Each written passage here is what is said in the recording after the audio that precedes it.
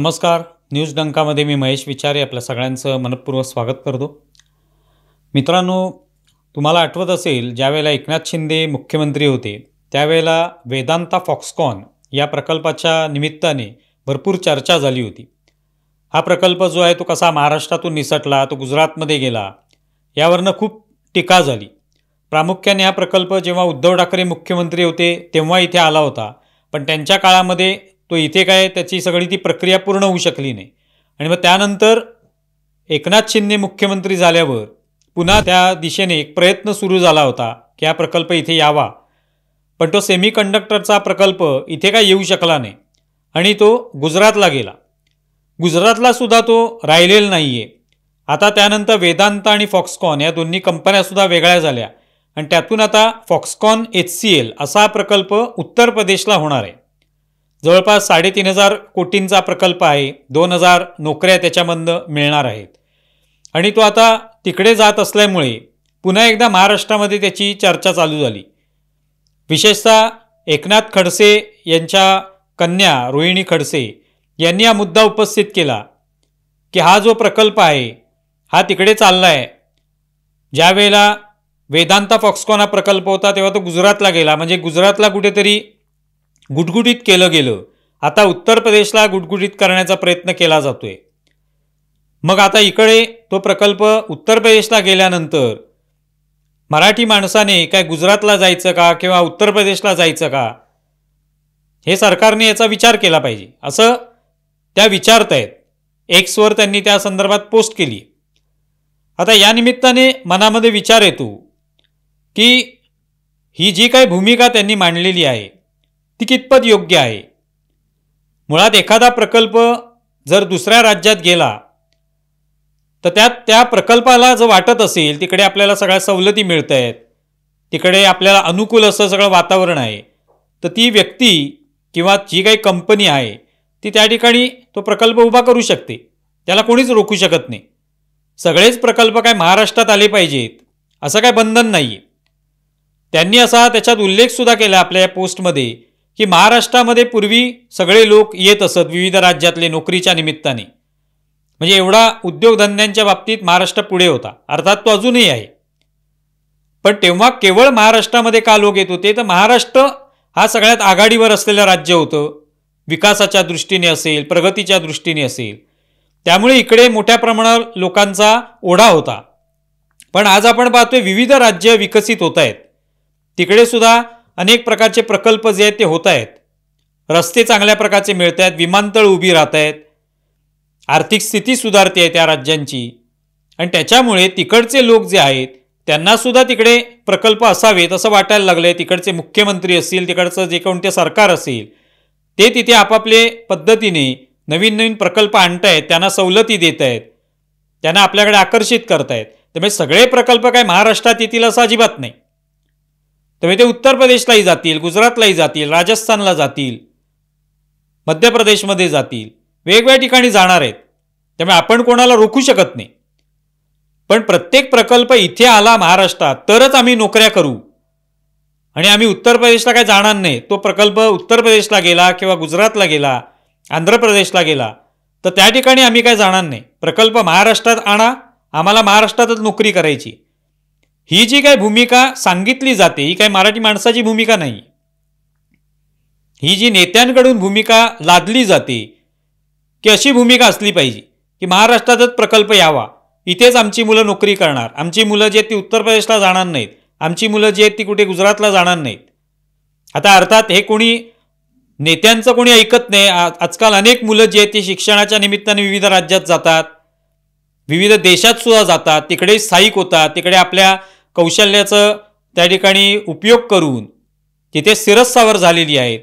तशीच अनेक लोक महाराष्ट्रातली मराठी माणसं उत्तर प्रदेशातही गेलेली आहेत, राजस्थानात गेलेली आहेत, मध्य प्रदेशात मोठ्या प्रमाणावर आहेत, गुजरातमध्ये आहेत आणि तिथे तिथे त्या नोकऱ्या करतायत, कामधंदे करतायत. त्यामुळे मराठी माणूस कुठे जात नाही अशातला भाग नाही.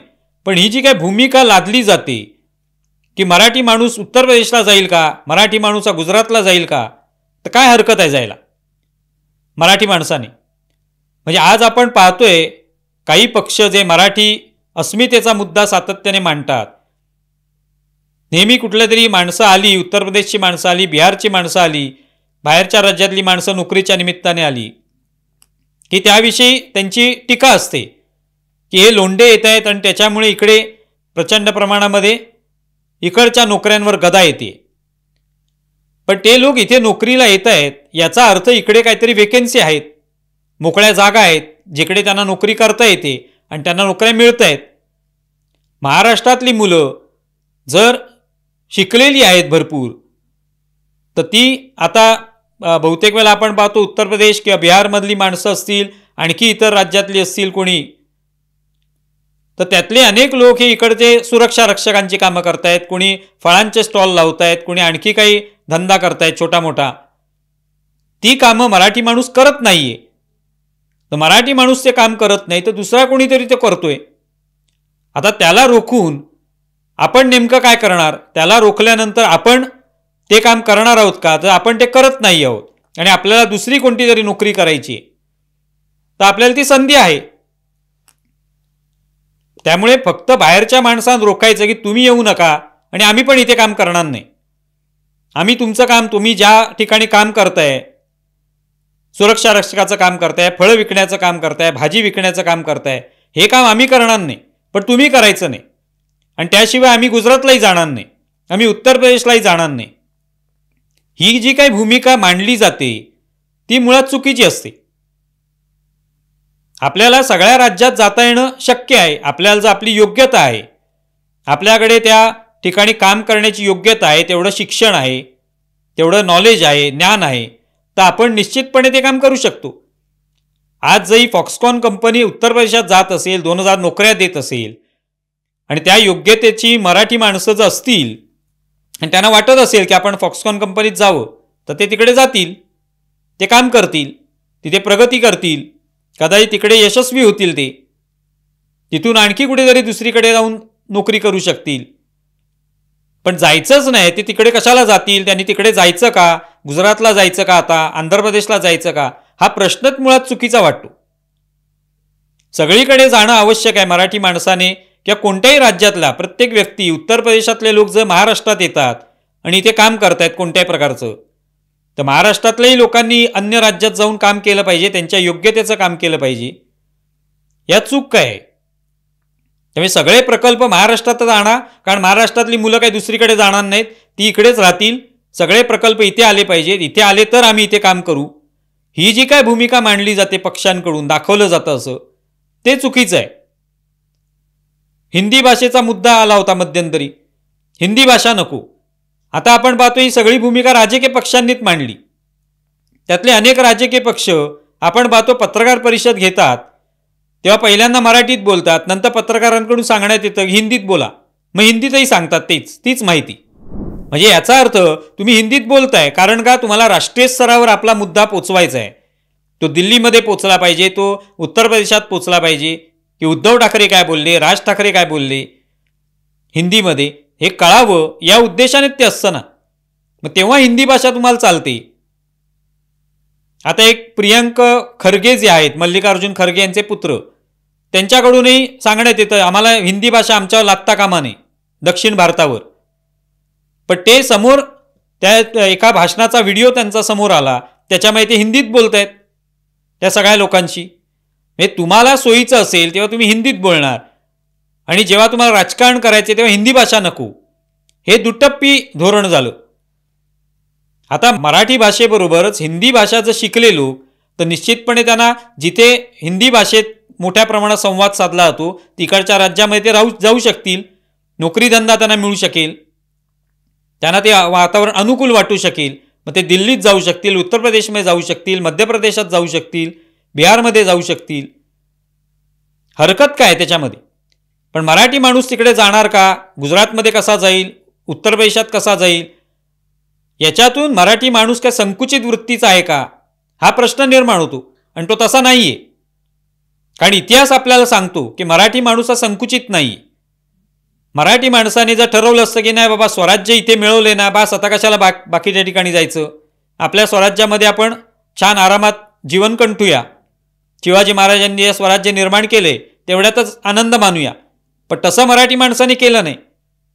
त्यांनी सगळी राज्य पादाक्रांत केली, तो दिल्लीपर्यंत गेला, दिल्ली सर केली, अटकेपर्यंत झेंडे मराठी माणसाने फडकवलेले आहेत. आणि त्या मराठी माणसाला आज आपण सांगतो आहोत की तुम्ही उत्तर प्रदेशला कसे जाणार, तुम्ही गुजरातला कसे जाणार, तुम्ही मध्य प्रदेशात कसे जाणार, इथल्या इथेच राहा, याच डबक्यामध्ये काम करा, असं आपण कसं काय सांगू शकतो त्यांना? ही भूमिकाच मुळात चुकीची आहे. त्यामुळे मराठी माणूस जो आहे तो मुळातच सगळीकडे जाणार आहे, जाऊ शकतो. त्याला या बंधनात अडकवणं चुकीचं आहे की सगळे प्रकल्प इथे आणा, इथेच आमची मुलं काम करतील, बाकीच्या कुठल्या राज्यात तो प्रकल्प गेला तर तिकडे काय आम्ही जाणार नाही. हा संकुचित दृष्टिकोन सोडणं आवश्यक आहे राज्यकर्त्यांनी. तर मराठी माणसाची प्रगती होऊ शकते, महाराष्ट्राची प्रगती होईल, हे लक्षात घेणं अत्यंत आवश्यक आहे. तुम्हाला या संदर्भात काय वाटतंय जरूर कळवा. आमचा व्हिडिओ जास्तीत जास्त लाईक करा, शेअर करा आणि आमचे यूट्यूब चॅनल सबस्क्राईब करा. धन्यवाद.